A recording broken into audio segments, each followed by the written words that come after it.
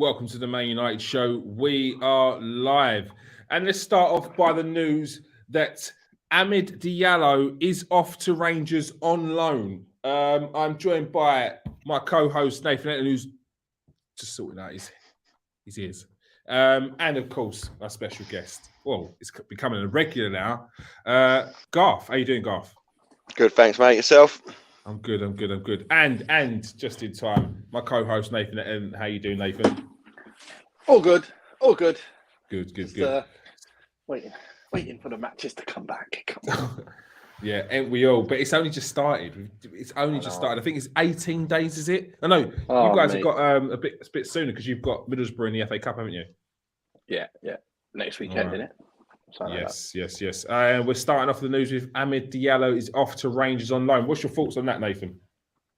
Him going off to Rangers, lovely, jubbly. I want to see him do well. We know what he's about. I'm excited about the kid. So for him to go and get first team minutes there, it's a nice place. I guess it's obviously to be one of the best team in Scotland, and and to be playing there, it's just good. It's a great place to go. Great option, better than going like Championship or anything for me. Just play against men for a bit longer. He gets to play in Europe as well. Yeah, it's just a perfect move for him. Perfect loan move for him. I'm happy that it's loan, of course. I just want to see him come back and be ready to play and show the manager, listen, I can play too. I can play. I can pop it. Let's pop. So yeah, very, very happy about that. All right. And Garth, what's your thoughts on the loan for Diallo? Yeah, exactly the same. If we're not going to play him this season, which it looks like Elanga's come in and taken that youth spot, if you call it, you know what I mean, all day. Rangers, great move for him, I think. Especially as long as he gets minutes, like Nathan, playing against men in a tough league. Yeah, I couldn't think of a better move for him, really. You know what I mean? Yeah. Nathan, you've got a couple of players that are out on loan currently. I mean, we mentioned it on the Transfer Exchange show the other day. What's the benefit of going loan against the benefits that you'd have if you was to keep the player in the squad, training with you and your first team and playing under 23s? Well, the thing is, the benefits is playing competitive football, 90 minutes of competitive football against men. That's what you want for younger players. They need to go through that stage anyway to be able to show that they can mix it with men. That's the main thing. Once you can get past that stage, the manager will then look at you more like, right, he can be an option for me on a Saturday or a Tuesday. So that's definitely the benefits. And obviously you don't want to sell them because you want to get them back once they've got their, they've earned their stripes, as you should say. Mm-hmm. And then once that's the case, it's lovely. You come back and you're better for it, experience-wise, minutes-wise. It's just a win-win situation, really. So yeah. It's hopefully we get to see Diallo a lot more regularly, and I think he should be able to smash it up in the Scottish League. We've got plenty to talk about today. We're going to ask whether Ralf Rangnick is getting backed in the transfer market. What is he there for if he's not to set the structure for Man United going forward? We're going to be talking about Boubacar Kamara, potential signing for Man United of £10 million. They're speaking. They're in advanced talks at the moment. And I've stitched the guys up a little bit with one question that I will be hitting them up with later off on the spot. First of all, is Ralf Rangnick getting backed? Nathan, he was brought in to set a structure to see what Man United needed going forward. We've heard a couple of links previously, Hedera being one of them, some other links, Zagadou from Borussia Dortmund. But does it feel like he's getting backed, whether it's in the transfer market or it's with his ideas going forward? You know what it is to me? I don't pay much attention to all this stuff until something concrete comes out of it. Because I don't know if he's backed or if he's not backed. The reality is there's no player on Sky Sports, we're talking to. Like, it doesn't say we're talking to anyone. So although it might be, I'm not even interested until I hear it. Because there's so many names that get thrown in the bag. Mm-hmm. It's not worth the time, wasting time just going, that player might be, that player, and then none of it's true. Like, whatever's true will come out. And then we'll know, he's going to be coming. Then we can say, right, perfect. This player is good. But in terms of getting backed, he will get backed. At the end of the day, we've got too many players right now. We can't keep buying more players and have more on. You just can't keep buying. We've got too many and too much wage bill. Wage bill needs to be slashed. Players need to be gone. Lingard, them boys need to move on if they're going to move on, or get things sorted out so they can play, and we don't need to think about buying new players in these areas. So, end of the day, we know we need a midfielder. Yeah. We know a few players have already gone on loan. Martial, of all people, have just come back looking okay. Now he's on loan. Okay, that leaves one more spot. That's fine. And they paid for his wages and probably paid a fee as well, giving a bit more money freed up. So Rangnick probably got a little bit of room to play with, but he probably needs to sell a few more to have proper room to play with. So I guess at the end of the season, we're going to go for it anyway. We're going to go and buy these players in these positions anyway. But when it comes to right now, I think seriously, it's one of those things, in it. We're probably chatting. And like I said, let's wait and see. Let's wait and see, really, if he's really backed. He'll be backed. We'll get players, that's for sure. It's just when. So part of that backing could be what we spoke about last week when we spoke about him saying that Shaw, Maguire and Aaron Wan-Bissaka need to be maybe upgraded. So it's not necessarily always going to be who's going to be coming in. He's got to start working out who's going to be leaving first. Exactly. Garth, what's your thoughts on it? Yeah, that last point is exactly what I was thinking. Is he being backed at the moment to get rid of players, to cut down, like Nathan was saying, cut down on this wage bill? I've heard rumours, and of course they're only rumours, that the board are a little bit dubious about spending big money right now, not knowing who the manager's going to be in 4 months' time. And I can understand that. That seems fair enough. But he has been brought in to make these decisions. So, yeah, look, we don't know, obviously. I haven't seen us really in discussion with anyone apart from Kamara all of a sudden. So that would be him being backed, because that was his number one priority when he came in, clearly. Like, for Man United fans anyway, he was to sort out a defensive midfielder. So we'll see. But yeah, like, we can't say yet. We've got to wait at least until the end of the transfer window to see what comes in, what goes out. And like Nathan was saying, our wage bill is ridiculous at the moment. So you can see why the board is a little bit, if they are a little bit not up for it right now, cautious. Not knowing who's going to be cautious. That's what I'm looking for. Yeah, a little bit cautious to splash big money, which is probably why we're looking at these lesser known players at the moment. You know what I mean? So, Nathan, do you feel like Man United should have an idea of who their next candidate of manager is going to be? They should have that sort of ready and start preparing for that, because the end of the season will come in no time, and that manager, he needs to be prepared for what he thinks he needs and sorting out, like, going forward, what Man United need. Definitely, that's definitely happening now. I'm sure Rangnick is the one who's involved with that. So whether it's him or whether it's someone else, he's going to have to put himself as one of the candidates, but also build a list of other candidates who are actually working in a similar fashion. Because you want them to, like you say, play the same way. You don't want to work on it from now to the end of the season and then get a new guy who's going to work a totally different way. So the people that has been touted around, is the Pochettinos, the Ten Hag. They're the two that you're probably thinking, you know what, it's more likely going to be one of those two, depending on what happens at their clubs as well. You can see Ten Hag probably being a longer stay, and people thinking, because he's got his wins and it's because he's done well in the Champions League, he might be a better fit. Too many people are saying question marks about Poch. I don't see any question marks on him, to be honest. Even though they got to the Champions League final and didn't win it, that's not enough for me. He's good enough. He can win things. Just because you didn't win that, you can't win things. No, he's done well. He's done well with sorry about shaking my telly, but he's done well with the kind of the Spurs side that he had and the purse that he had. Come on, who can do that? No, great football. Can you see why anyone's dubious about Poch, Garth? Not really. Not if you're really analysing him. I can't. Exactly what Nate's saying. Look what he did. Look, you've said it enough times yourself. Look what he's done with that Spurs side. Like you said, with the money he had, you know what I mean, with the chairman he's got, who does not like to go out and splash, you know what I mean? You know, like, he worked wonders with it. Absolute wonders with that team. Champions League final. We talk about Spurs, you know what I mean? What was their last final before that? The League Cup in 2000 and when Man United beat them? Was that the last one? One day Ramos was the manager. I think it was. One day Ramos won him the League Cup. Yeah, League Cup, yeah. So, like, that's the last trophy there. Do you know what I mean? He's working with big names now. 'Cause that was the other thing. Can he manage big names? He's got 3 of the biggest stars in world football under him at the moment. So, of course he can. Of course he can. You know what I mean? Yeah, no, I don't see any reasonable reason why you'd be upset with Poch coming in, apart from he ain't your favourite. You wanted Ten Hag. That's the only reason, you know what I mean, in my mind. So, yeah, definitely.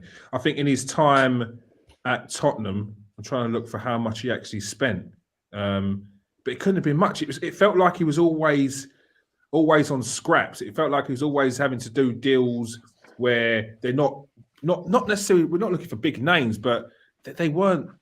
The players that the Tottenham were bringing in were like your 10 millions, your 15 millions, your 20 millions, whereas everyone else is spending a lot more, and they were still keeping up. They were paying. They were pushing teams for the title and consistent Champions League participants as well. So it does seem odd. Do you think people are questioning his time while he's at PSG? I know he didn't win the league last year. Messi's not hitting the ground running. I think he's only got 2 goals and a few assists. Do you think people are looking at that as well, Nathan, and thinking, if you can't get anything out of Messi, are you going to get anything out of our players? Yeah, it's true, but look, they're going to win the league surely. They're 11 points ahead. Yeah, so it looks like they've got that wrapped up. So he's going to win the league, and he can't say nothing. You can't say he's not won anything. Then he wins the league and say, but that's whatever. It's the same with anyone, then, isn't it? Messi's coming to the end of his career, and he's going to a new club completely, and it's just not working out for him at the minute. At the end of the day, he's just not lost everything. I guess he's just not had the best season. It's weird, but it's more to do with him getting older and not being as sharp for me than being the manager. And how do you put together Neymar, Messi, and Mbappe, and it doesn't work? With them guys, you're supposed to just say, listen, you lot go on the pitch. See you later. After the game, let's see how many you got. Don't need to really say much to them guys.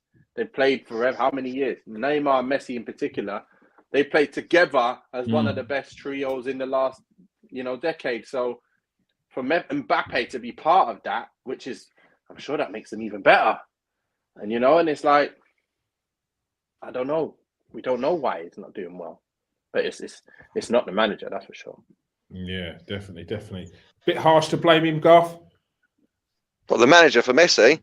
Yeah, 100%, mate. Yeah, Messi also, he isn't like Ronaldo. Ronaldo became a striker, and that was it. And that's why the longevity's there. Messi's game's always been ball at feet, dribbling through people. He can still do it here and there, but like Nathan's saying, the legs go, man. The legs go. Yeah. You like, and also you've got Neymar and Mbappe doing the same thing. So you're not the star man of every minute of it. Like, not everything's going through you as well anymore. You know what I mean? Especially like the last days of Barcelona when no one else was there. Like, then you can't blame Pochettino for Messi at the moment. Also, did Pochettino want Messi as well? Because it felt like that transfer got forced through for Paris Saint-Germain. You know what I mean? So, of course, you want Messi. It was always going to get forced through because Paris Saint-Germain, it's a bit like Man City. When you're hearing Pep Guardiola say, I don't really, do I need Messi? Well, it's not up to you, mate. Like, this is when you're talking about owners, and this is their sort of flex. They've got Messi. Like, it's not about whether the manager wants him. You're going to make it work. So yeah, it's completely different when you're dealing with those sorts of money. One player that has been linked recently, and I know you did a little bit of a reading up on him, Garth. Boubacar Kamara, defensive midfielder, playing for Marseille. Free transfer at the end of the season, but it's touted that Man United are going to spend between 10 to 15 million on him. What would he bring for Man United? Initially, what I'd hope he'd bring is the ability to free up our other centre midfielder to become more expensive, because he's an excellent defensive midfielder by the looks of things, Kamara. I mean, straight away, for that price as well, it just makes perfect sense, because like you're saying, his contract's up. You slap a 5-year contract on him, you're tripling his value immediately before he's even kicked a ball as well. So he's very good even his short and medium range passing. His short passing and his medium range passing are both in the mid 90 percentiles, 95 and 93%. He drops deep like a Matic, almost. He isn't the same sort of player as Matic. He drops deep and picks up the ball from the goalkeeper or the centre backs, turns and plays a simple ball out. to a more expensive player who can then make them progressive charges, then progressive passes forward. He's calm on the ball, very calm on the ball from what I've seen as well. Like, it doesn't look like he's the strongest boy on the field, but he's certainly got some strength behind him, to be fair. Like, he really has. I can't see many downsides to giving him a chance, you know? I really can't. A lot of people are interested in him. The only thing is, he's not a player that's going to make the progressive passes, the key passes. I mean, you look at his total career goals and assists, it's like 4 and 5 from 140 games. He's not going to be turning up on the edge of the box to smash one home. He's not one of those midfielders. He's initially a centre back, and he's a like, the only reason he doesn't play centre back is because his technical ability is so good that it's a waste of him at centre back almost when you've got better players to play there. Defensive utility player as well. Like, I'm not going to say Phil Neville, but he could almost do like the Phil Neville role, like left back, right back, centre back, if you really need him to. Defensive midfielder, centre midfielder. Yeah, I don't see any real issues with him, as at 22 years old, the things that are wrong with him, which he can get caught out of position here and there sometimes, you can train that out of a 22-year-old, mate. You know what I mean? And like you said before, the French league and the English league, there's many success stories from France to England. It isn't a massive culture shock from Ligue 1 to the Premier League. I see no downside on him, really. I really don't. Like I say, what I'd really hope from him is the ability to free up the other centre midfielder, be it Fred or McTominay or Pogba. Or in a dream world for Nathan, Donny van der Beek. Is this, although even though he's going to Crystal Palace. I was going to say, yeah, he's not going to Palace, mate. So. Is he really going? Is he gone, though? He's not yet, but apparently Bergkamp's had a word with Vieira to make that deal happen. Yeah, because it's his son-in-law, isn't it? Okay, well, I hope it happens, because it's just not fair. You can't say I'm holding you. Nah, I don't want you going anywhere, and then you're not playing. It doesn't make sense. It just really doesn't make sense. Let him go. Let him go and play. If you're not going to play him, let him go and play so I can watch him somewhere else. I'll go and watch Crystal Palace. I don't mind. Yeah. So, Nathan, Kamara, is this sort of DM one of the midfielders that you need? Because we've seen McTominay try and play a defensive midfield role. It's not quite there. We've seen Fred play it. I mean, he works hard, but he's not disciplined enough. Is it an out-and-out defensive midfielder, specialist position that you need for certain games? Yeah, we definitely need someone that can sweep up and keep the ball after they're swept up. You know, that's all it is. It's one of them does one thing, the other one does the other. You need one player to do both them jobs. You know, Declan Rice is the prime guy, but he's going to be probably far too much money. He breaks everything up, plays balls through. He does everything, keeps the ball and just keeps it ticking. And it's simple. No one's even watching him for him breaking and passing it nice and just standing there going, yeah, I've done my job. Right, what's next? Let me just marshal this area. That's what you want. And if Kamara is like that, if FIFA's anything to go by, this guy's stats are ridiculous. You already onto a thing. You already. What's his rating? What's his rating, Nathan? Did you see that earlier on? He's like, yeah, no, I don't even pay attention to these things. You know what I mean? I don't pay attention to these rumours. Those rumours. You already got him on. You got him on FIFA. He's already signed him. He's already signed him. My son's playing career mode, and he wants me to play him. So when he plays career mode, I play him. He's Fulham. He got promoted to the Prem, and like he says, look, whenever I'm playing against Man United, City, Chelsea, Liverpool, I'll play as them. But then he was picking a team. Players that are just rumoured to you, like Haaland was in there that's what he was saying. Yeah, but he was like, "Who should I buy? Who should I buy, Dad?" I was like, "Well, let's try Kamara. That's who we're looking. We're linked with." And he's like, "Whoa, that's a wicked. Let's buy him." So did it work? Did it work? Did he sit in there nicely? Hey, he's strong, but he played for Fulham, obviously. But my point is, he is a strong. His stats were ridiculous. So when your stats are ridiculous, that means that FIFA. You don't get good stats for nothing on FIFA, you know. They don't give you good stats. If you're unknown, you're getting bad stats. Yeah. So for him to have good stats, it means he's doing well. He's doing very well. So yeah, he's a good defender, defensive midfielder. On another note, are Man United missing that utility player? I mean, the days of Neville, O'Shea, even going in goal. Like, who's Man United's utility player apart from Phil Jones? Yeah, it was Rojo for a bit, innit? He went left Mm. back, left centre mid, and then no centre back. Then you had a Blind before when he was left back. He was centre back. He could play centre defensive midfielder. Yeah. Now, I don't know. I don't know.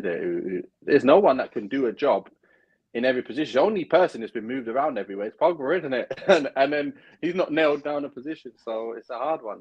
We ain't got a utility player like that anymore at the moment. Missing that sort of player, Garth, that you can essentially bring into a squad, and you've not got to worry about the game time because there's going to be players injured. There's going to be games where he's going to need it in the central midfield, or a left back needs a rest, and the other one's out injured or suspended. So you've got to pray him. Is this the kind of sign that would be beneficial for the squad? Yeah. Yeah, all day. I think our last one was probably Timothy Fusu-Mensah, weren't it? He could play across the back line, defensive midfielder. Yeah. And I always thought he was going to be really good. All day. Like people turn their nose up at the term utility player a lot of the time. But if you're not getting week in, week out football in a specialist position, why wouldn't you try and be? That's what Phil Neville did, wasn't it? That's exactly what Phil Neville did. He wasn't getting game time as a fullback, so he transitioned himself into a defensive midfielder and got another 6-year career out of that at Everton, doing that for Everton. You know what I mean? No, all day. I like a utility player, mate, especially one that you can just be like, I trust you to, like you're saying, like John O'Shea. I can throw you in wherever I want, and I trust you to do 6.5, 7 out of 10 in this game. So yeah, no, I don't see any reason why you wouldn't want someone like that in your squad. Seemed like more. Go on.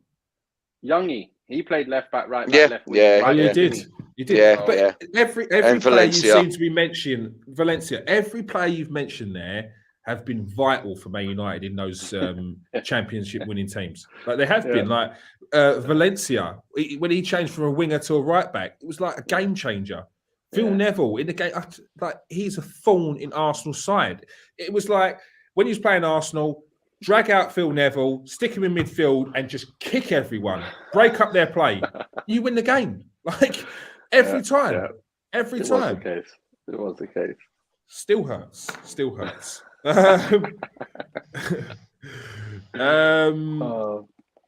Yeah, sorry, I forgot to ask you, Nathan. Seeing as you are a coach as well yourself, what's the difference between a head coach and a manager for those that might not know when you're talking about maybe a Poch and a Rangnick? You've got the manager who doesn't usually take the training. So you've got Solskjaer. Solskjaer, he's a manager. So he's a man manager. Never went out, never trained with the. You never heard him really being out there coaching the side. Into exactly his implementation of how he wants the game to be played. And Nigel Clough, I had him as well. He was never really out on the training pitch because we just Derby. So when he came there, he had his coaches coaching us. We were doing 5-a-sides and stuff for quite a bit, but he was never out on the training field really. So that's a manager. Then you've got a coach who wants to be on the field and implement his way of playing. So Paul Jewell, Malcolm Mackay, Ian Holloway, they're coaches. They coach you on how to play. They stop the game and they tell you, be here, do this, do that. I want you doing this because this. You've got these options on the pitch. These are your options. And then play from there. That's the kind of thing that you want. Someone to implement their style of play. Louis van Gaal, he's a coach. He coached the team. He said, listen, expansive. I want you playing like this. You go here and you're not playing. You stay there. Don't go anywhere. They tell you what to do and where to be and exactly how they want you playing. Other people, like I said, they leave it to other people to do that. And as a player yourself, what did it really matter to you? What did you get spark off? Look, when you know what you're doing inside a framework, that was the best that I ever had. At Wigan, we had a good team, great team, very good team. But the great thing is on a Friday, we'd do unopposed football. We'd get the ball. He's on the halfway line with loads of balls. We're all shaped in a 4-4-2 on the whole pitch, no one against us. And you'll kick the ball to the keeper. Keeper will catch it and throw it out to the fullback. And we've got to make certain runs. So I've got to run short or long. My other partner, Jason Roberts, got to come short or long, depending on if I've gone short, he's going long. You got the midfielder who's got to make an option. So what happened is he went to the left back. he runs forward, comes back. I even remember now. He comes back, turns back, plays it to the defender, who plays it out to the other side, and then you've got options. So your winger's got to do something, and depending on what the winger's doing, the other midfielder's got to do something. So you've got two options. If he does that, you do that. If he does that, you do that. And if you provide a short option, you'll provide a long option. So every single player needs to have three options: that long ball there, or that short ball here, or the ball out at the end. So you've got it in your mind. As soon as you pick it up, then players are already making runs. And when you're already making runs, what happens? Players get moved around. Options happen. Once you play it in, you've got to make your run after. So you know exactly what. Then you can do your own skills and bits and pieces. Foot over the ball. Ball between the legs. All that stuff happens in the final third. But as long as you're in a structure and you're going forward, that is the best for me, because you don't get this Man United football where people are standing there going, looking and going, go over there, come here, go there. Why is nobody moving? Everyone's looking, why is nobody moving? Like, what's that? How can you be playing at the top level and no one's moving? Everyone's standing still like flipping penguins that are stuck down by a nail in their foot. It's stupid. It's dumb. It doesn't make sense to me. But anyway, that's a little bit of explanation. Hopefully that makes sense and can that did give make you sense. imagination. No, honestly, no. I'm sure. I didn't know to the extent the difference, which is educated me, because I didn't realise that managers would be so far removed from the training. Yes, they're going to have an impact. They're going to be picking the coaches, but I didn't realise it was a case of your manager's probably going to stand back, whereas your head coach is on the pitch, in the boots, getting involved like that. So, yeah, definitely interesting. One transfer that's definitely gone through is Anthony Martial. He's gone on loan to Seville. Mixed responses from the Man United fan base. First of all, Nathan, what's your thoughts on the loan deal? Good deal for Man United. Good deal for Martial. Good deal for both. Look, if I'm looking at it without being emotional, it's a good deal for both at this moment in time.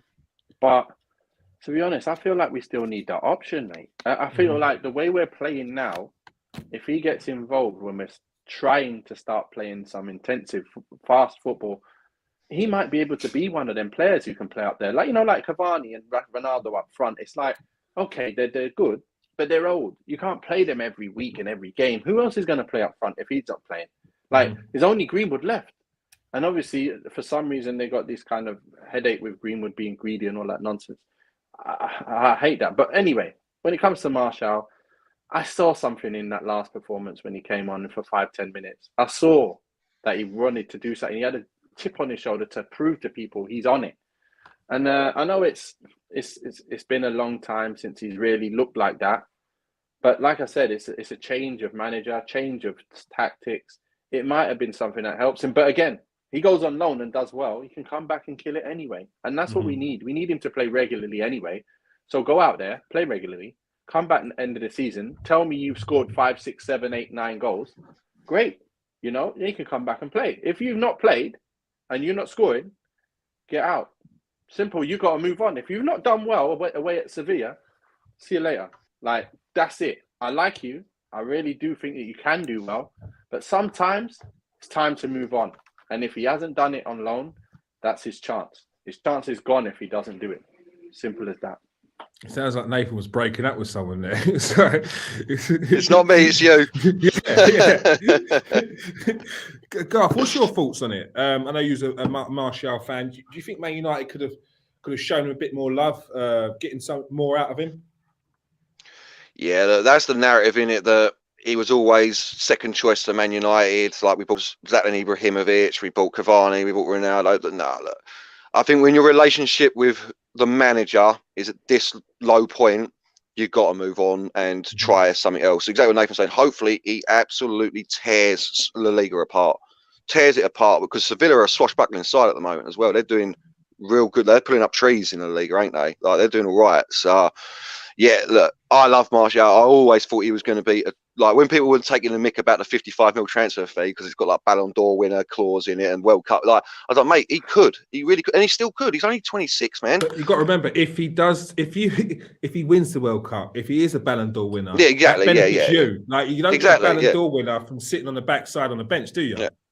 So hopefully, like exactly what Nathan's saying, he goes out to the Liga, slams in 10, 8, like as many goals as he can. Looks like he's enjoying this because he hasn't looked like he's enjoyed football for a long time either. You know, what I mean, like I know we can't tell on body language, but it must be disheartening to see player after player come in almost like you're not trusted to be the main striker.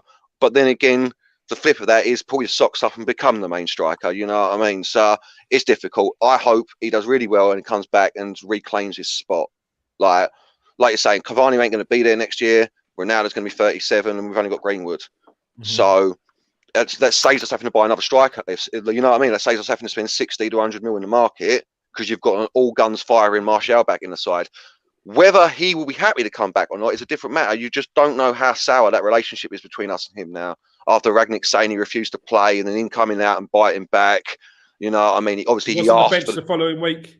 Yeah, because I mean I always thought that was a bit of a PR thing, you know, and then he come on and showed what he can do. I mean, like, so look, let's hope it's not the end for him at Man United. But if it is, there were some good times. You know what I mean? His debut goal, was it Liverpool? His debut? It was him, wasn't it? Liverpool cuts inside, lovely goal. So, like Nathan's saying, sometimes you've got to move on to find your best form again. Yeah, Nathan, was he getting opportunities up top? I think he was, but it was at a time when we wasn't even doing anything. Like we were playing we was not creating chances for anyone, and we still haven't been really now. So when he was playing and he was scoring goals off his own back, really, and he was scoring with the least chances ever. So for me, if he give any of our strikers like any sort of service, they're gonna get you 20 plus goals a season. But we've just not been able to provide service because we can't provide the people that provide the service. So now you can't do nothing. Because that's what I'm saying. If the ball don't get to the people that provide the service quickly, they have to pass it back. And then they can't pass the ball. So then we lose it and then we let a goal in. So we're forever playing this kind of football where we're missing the links. The link from defense to midfield and the link from midfield to attack. We don't and then the link from fullbacks. Everything that you need to score goals with, we don't have it. We got everything else. We got the ammunition. We got like super defender in Varane and that. We got super defending in Wan-Bissaka. But really, what do you need? You need fullbacks. You need someone who can link the play, someone who can smash up the play and keep it, someone who can provide balls in. We don't have none of that with quality. We don't. We can't. We're missing too many key cogs to this thing. And hopefully Rangnick can see and say, listen, he's seeing now, isn't it? He's got so close now, he says, but we still need to sort out that midfield. He's still saying, we're looking better. We control the game a lot more, but we're still missing that something. That something is sitting on your bench, you fool. Anyway. In all fairness, that Kamara can definitely be the link between defence and midfield. 100%. From what I've seen of him, from what I've read about him, he can really, like, his short pass game is phenomenal. Like his overall pass game is 90% last season, so he really can. Yeah, he really could be that link. So, yeah, sounds good. All right. This is where I kind of stitch you up, but it's fun. It's fun. Not fun. It's not fun. All right, Nathan. You can pick 3 players, any 3 players to join Man United that would help complete their squad. Who are these 3 players that Man United need to, well, I say complete their squad, but I'm thinking of the Man United team right now, it's a bit all over the place. So it may not complete it, but it may have them moving up the table, challenging for the title. What 3 players? I'll ask you the same question as well, Garth. Rice for sure. Rice. Who you're linked with? Another link came up the other day that you're going to go big for Rice. So maybe, but are you willing to pay that 80 to 100 million price? Yeah. So, look. If we can sell Lingard and we're going to get anything for Pogba, even sell him now, like just get anything, we'll have a bit of money spare anyway that we can just add to that to make the payment, or even swap with Lingard and a bit of money, whatever. Listen, we'll give you Lingard now. Take him right now. Don't pay nothing, but just give us Rice for this much, whatever. If we can do that, that's great. Rice will be in there, massive, massive difference for us. And then I would love to see a Bellingham. I would, but I'm not sure he'll be in there. Gone for two midfielders. The reason why is because if Van der Beek's going to go, we need someone who's going to be similar. Rice can do. I want him to do that Matic job, but then I want a midfielder. If Pogba's going to stay, then Pogba can do that job. It's fine, not a problem. Then I'd want to see Haaland for sure. Haaland up there at the top, 100%. Rice, Haaland, them two. My main two. Garth, you go for it. I'm going to wait for that next one. I've got to think about it. I love the way he threw three in there. Like, yeah, he's going to fourth though. Nathan's building a sly team. Just to let you know, I would pick him if I was allowed an extra one, but I'm not. So I'm going to just leave him there for you to think that I have two midfielders and Haaland getting greedy. All right, Garth, who are you picking? Are you picking Declan Busquets in central midfield? All day, yeah. Like, if we're doing Dreamland and we're talking about any player we want, obviously it's Haaland and Rice, but I'll go a little different. But Rice all day. And you asked, I think Rice is achievable. Haaland, I don't know, so many teams in for Haaland, and we're talking about he gets the pick of the bunch. Now, is he going to pick Man United, who are going through a little bit of a transition at the moment, starting to get there, but a transition? Or is he going to go for something that's potentially tried and tested? You're going in there, you're winning championships without a doubt. Yeah, exactly. That's why I don't think we will get Haaland. But Declan Rice, you just said, can you get him for 100 mil? Yeah, we spent 80 mil on Harry Maguire. So all day we can afford, we're Man United. We're still, I think, the third biggest club in terms of value and money in the world. Like, yeah, no, of course we can afford him. And Declan Rice for me now, that's the player we need, 100%. I want him. I would go, if we're not talking Haaland, the striker I said last time, Andre Silva, a cheaper option. I'd like to see him at Man United. But the one I'm really thinking of is the fullback at Bayern Munich, Alphonso Davies. I know we're in Dreamland again here. What a player, but you can't get him. We said any free players. The question is any free players. Out here picking Haaland, Alphonso Davies. No, you don't have to you might as well go for everyone. All right, you can have a dream one. Yeah, right. Say your dream ones if you want. If you want to throw it in there. But like, that is a dream, yeah. That's a dream, mate, yeah. You're not getting Haaland. You said Haaland. We're not getting Alphonso Davies, but at least we're linked with Haaland. Flipping heck. All right. You've been completely shut down. I'll tell you who I'd get. All right.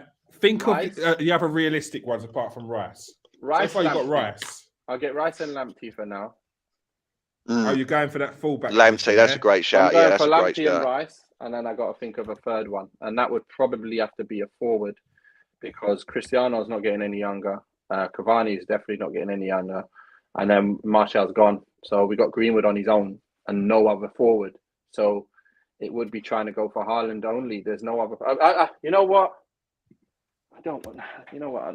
That's it, mate. I can't think of any other striker that Man United need to get. That will absolutely blitz it. It's got to be Haaland for you. Haaland's the number one slot, man. There's no one else really that I can say that stands up to Haaland. Like no one. I'd love to see Chiesa come, but is he going to come? I don't know. I wouldn't have thought so.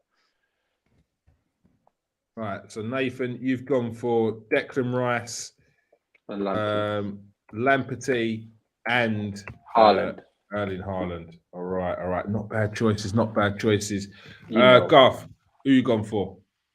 Yeah, well, if I can't have Davies, obviously I'm overruled. No, we need a fullback. We do need a fullback. And I'm just thinking, I'm struggling off the top of my head. There's the Inter Milan fella, Dumfries. I know he's not superb, but that's a great, like, we could have Lamptey again. I have to agree, Lamptey, I really like. Look at Rice for me, though, is number one now. Like, I think Rice really changes our dynamic as a team. Like, it's almost the one player that can complete Man United. Andre Silva, because I really like Andre Silva. I really do, the Portuguese striker, if we're not getting Haaland. He's a good player, to be fair. Yeah, and then a fullback. And, yeah, Lamptey's a great shout. Dumfries. What is it you need the right back or the left back is more priority? I don't think it really matters. Yeah, they're both the same, innit? It's like they're both similar types of abilities, to be fair. So left or right back, but you have to be better than what we got. And I don't know too many that you can just go in. I do like I said, I do like the Norwich fullback as well. But I'm not sure if he'll Max Aarons. Oh, Max Aarons, yeah. I do like him. Just a young player who's got ability to get forward as well, and he's a nice type of player, like a Raphael kind of. He reminds me like of a Raphael, just full of energy. Do you know what? I was checking out Raphael and Fabio the other day, weirdly, you say that. Yeah. 31 still. 31. I couldn't believe it. Bring him back. 31. Wow. Who's the Italian wing back for Roma? Is it Spinazzola? Spinazzola, yeah. Spinazzola. Yeah. Is he the one that got injured? Yeah, in the World Cup. Did he? Right. He's really quick, yeah. Really quick. No, there's a lot out there. Garth, you didn't give me a third one, or did you go for Lamperty? No, I'll go Spinazzola. I liked him in the Euros. Yeah. And like I say, it really doesn't matter, left back or right back. We need one of them to be better than what we've got at the moment. And that's what I'm like. But honestly, Rice changes our team so completely. I wasn't that on board with Rice only a few months ago. I was like, it's a bit much, too much money. I've watched him a lot now. I think everyone seems to be saying the same thing. It's like, what happened to Declan Rice? Like Declan Rice for me, like beforehand, was just like a midfielder. He could play centre back. He's just a midfielder. He's all right. He's good, but he's a midfielder. He's a good midfielder. All of a sudden, he's doing the little turns. He's moppy hairs now. Hey. You know what I mean? He's giving it the little diag balls. 1, 2. I'm like, who's this guy? Who is this guy? One thing you need to go online and do, go on YouTube and go and look at, the FT freestylers. Yeah. Him with the FT freestylers. And you tell me if he's not techie. He's techie. Guy. The guy can tech up the place. Unbelievable. Go and look at that on YouTube, and then you'll be like, okay, that's why he can do all these bits. He can do it, but he obviously doesn't need to do it in the game. He just does what he has to do. He has. He's got that ability. He's a baller, I saw something else. I can't remember what it was. I saw. I think West Ham were playing against a lower league team, and they asked one of the players who's the hardest player to play against. They said Declan Rice. Everything he did just landed. The ball come on the volley, across the pitch, diag across the pitch on the volley. It's like, and they didn't realise he had that in his locker. They just said he was just quality. So young as well. The rise of Declan Rice has been good. I think that there's a deal to be made. He's not signed an extension on his contract. He's still on the same contract that he signed when he was like 18. So yeah. There's definitely a deal to be made, and definitely opportunity in the summer. All right. Before we go, let's have a look at who Man United have got coming up. They have got Middlesbrough in the Cup on next Friday. Garth, opportunity to try and win some silverware this season. Take it seriously. I hope so, mate. I hope so. It's also an opportunity, obviously, no disrespect to Middlesbrough because it's the FA Cup, but see a couple more of the youngsters come through if we're 2-0 up at half time and things like that. But he's got to take it seriously because obviously we ain't winning the league, obviously, with Man City just running away with it. And Champions League, always a chance, obviously, but we're not good enough, really, unless we get lucky to get through. So FA Cup is definitely our best chance of some silverware this season. So I hope we do well in it. Yeah. And Nathan, now in full spot with a run after this of Burnley, Brighton, Southampton, Leeds, and then Watford, a real opportunity to start getting some points on the board and put some pressure on the other teams around you. Definitely. We've obviously picked up our performances of late. That's the most important thing. And then now, basically, we just need to kick on. We've got a bit of time to train as well when the boys get back from their holidays and stuff. Mm-hmm. Let's see how more we can go forward now with this. How more, he can implement his style of play and everything. It seems like we're going to only get better and better from here. But again, I still think we need a few more changes in the side. And if we get all these players going out on loan, I don't know how we're going to do that. We're just going to have to, trounce along for the rest of the season and try and scrape it into fourth. Yeah, I mean, you've got plenty of youngsters in there that could probably do the job as well. Don't forget Hannibal and players like that as well. So there's definitely options there. And Ralf Rangnick is a fan of the youth. All right, that is all we have time for. Thank you very much for joining us today, Garth. Thanks for having me as always. Pleasure. And thank you very much for joining us today, Nathan. Thank you. As I always say, if you're watching on Twitter, come over to KS1 TV, smash that like, smash that subscribe. If you're watching on Facebook, change the settings so we can see who you are. You join the chat and smash the subscribe button. And if you are watching on YouTube, smash that subscribe, hit that like and share button. All right. Thank you very much. Appreciate your support, people. Peace out. Stay safe and wash your hands.